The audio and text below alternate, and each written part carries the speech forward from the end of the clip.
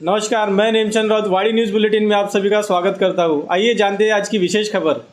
वाड़ी दबलामेटी सह संपूर्ण हिंगना विधानसभा क्षेत्र में गत 15 वर्षीय नागरिकों के समस्या की और भाजपा शिवसेना सह राखा कांग्रेस कभी दुर्लक्ष होने का आरोप वंचित बहुजन आघाड़ी के पदाधिकारी पत्रकार संघ के पत्रकार परिषद ने व्यक्त किया।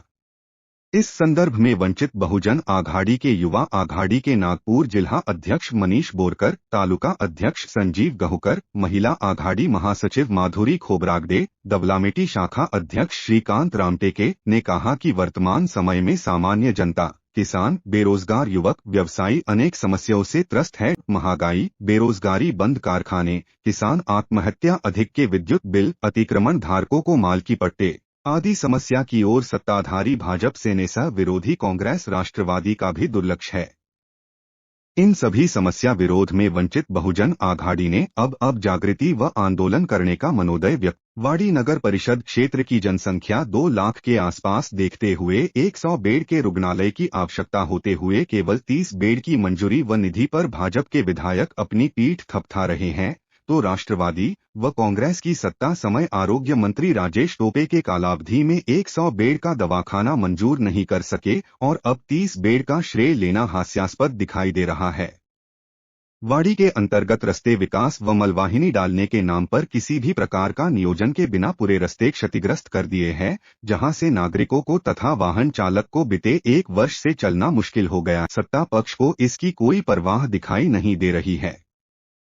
इस दरमियान नागपुर ग्रामीण तालुका अध्यक्ष संजीव गहुकर ने उपरोक्त स्थिति को देखते हुए हिंगना विधानसभा क्षेत्र में कांग्रेस, राका, भाजपा सेना के आजी माजी लोक प्रतिनिधि फेल होने से परिवर्तन की आवश्यकता दिखाई दे रही है। आने वाले विधानसभा में वंचित बहुजन आघाड़ी की ओर से नागपुर ग्रामीण तालुका कमेटी ने वाड़ी की उच्च शिक्षित महिला सोनिया वानखेड़े की हिंगना विधानसभा क्षेत्र से उम्मीदवारी हेतु पक्ष की और सिफारिश की है। उपस्थित सोनिया वानखेड़े ने भी स्थानिक समस्या की ओर सत्ता व महविकास आघाड़ी की दुर्लक्षता, बढ़े हुए मासिक विद्युत बिल से सामान्य नागरिक त्रस्त हैं, पर किसी भी पक्ष का इस पर ध्यान नहीं है। पक्ष की ओर से विद्युत बिल में समावेश अनेक अन्यायकारक अधिभार रद्द करने, हिंगना विधानसभा क्षेत्र के स्लम निवासियों को पट्टे वितरण हेतु आंदोलन नियोजन भी प्रस्तुत किया।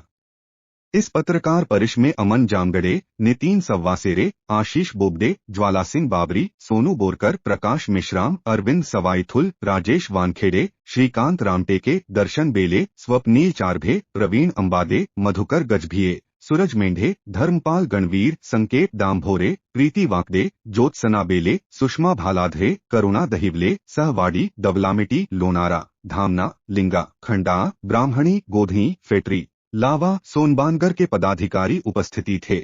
मी वंचित बहुजन युवा आघाडी जिल्हाध्यक्ष वाडी नगर परिषदच्या हद्दीत आणि एक खूप ज्वलंत मुद्दा आहे जे मलवाहिनीचे इथे काम सुरू आहे ते एकदम निकृष्ट दर्जाचे आहे व त्याचे ठेकेदार हे कुठून आले आहे, काय आले आहे याची चौकशी लावण्यात यावी। तसेच वाढीव बिल आहे, विद्युतचे जे दर वाढलेले आहे, हा विद्युत साठा इथं निर्माण केला जाते नागपूर जिल्ह्यात, तरीही इथच्या स्थानिक नागरिकांकडून हे विद्युतच्या मार्फत मोठ्या प्रमाणात लूट जनतेकडून पैशाची लूट केली जात आहे।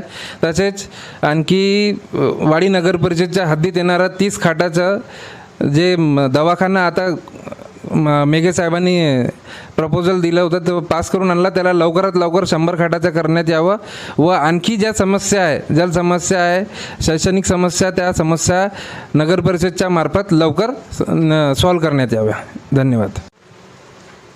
मी सोनिया राजेश वानखेड़े, मला हिंगना विधानसभा क्षेत्रासाठी उमेदवारी देण्यासाठी जे समर्थन दिले आहे वंचित बहुजन आघाडीने, त्यासाठी मी आभारी आहे।